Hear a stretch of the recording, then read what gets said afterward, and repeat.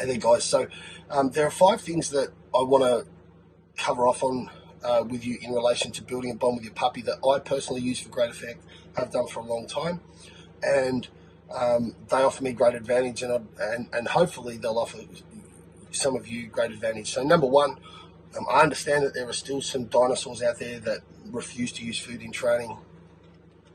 If you're not feeding your puppy from your hand, and if you're not doing that behind a marker, right, then you're giving up the most important motivator for a puppy, right, which is a biologically imperative reinforcer, right? Puppies have to eat, and it's better that the puppy sees you as the source of his sustenance. It makes you incredibly important in his world, and to neurologically wire that relevance, that salience into the dog is super important. Number 2, shared experiences. So you should be getting your puppy out and about and having all types of great experiences with your dog, and you want to share that with your dog. If you're not actively seeking novel experiences and you're there with your dog and helping steward your dog through that, then you're really giving up like this huge level of social importance to the dog and relevance. And if you think about your own relationships in your life, whether it's with your kids, your loved one, whatever else, those shared experiences really form a bond. Like my best mate, I've got my oldest friend, Dave, right? Dave and I have been through thick and thin together. We only need to look at each other and we know what the other one is thinking. Yeah. I've got a couple of other mates like that too, but been through everything, and those shared experiences really bring us closer, and it's no different with the puppy. Number 3 is you want to attach yourself to the highs and the lows in the dog's life, right? You want to be able to steward your dog through the highs and lows. You want to be seen as part of that. The highs are really important, things that super stimulate your dog. You want to be part of that. You always want to be part of that. You want that to be you want to be seen as the conduit to all of these things, or hopefully, for all intents and purposes, a necessary part of accessing these things. Prevents a lot of conflict later. Number 4 is, God damn it, I've forgotten number 4. I'll come back and do number 4. Number 5 is sleeping with your dog. So I cop a bit of flack for this. You have a think about what puppies do if left as a group and they sleep together.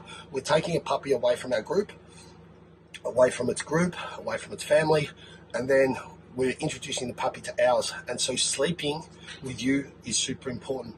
You can fit this into the previously mentioned point if you really wanted to, in regards to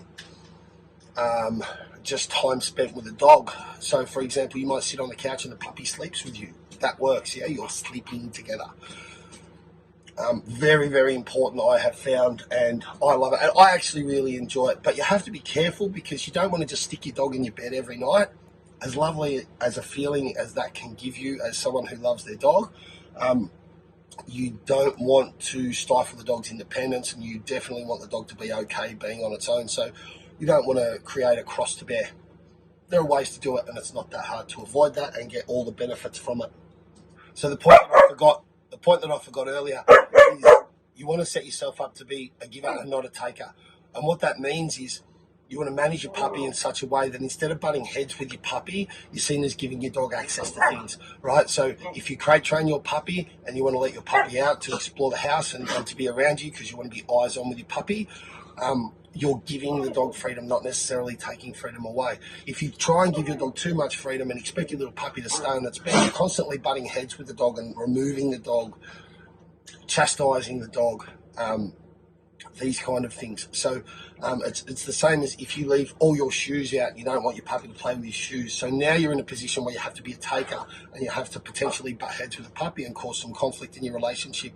All right, so you want to be a giver and not a taker. Management is really, it's a super important thing to try and manage.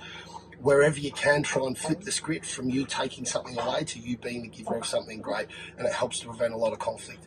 So there you go. There's 5 points for you to consider. If you've got other great points to consider, go ahead and stick them in the comments down below. I sincerely hope that they help some of you get on track. Again, apologies for the voice. I'm really struggling today. But there we go, guys. Take care. Thanks for watching the channel. Smash the subscribe button. Catch you next time.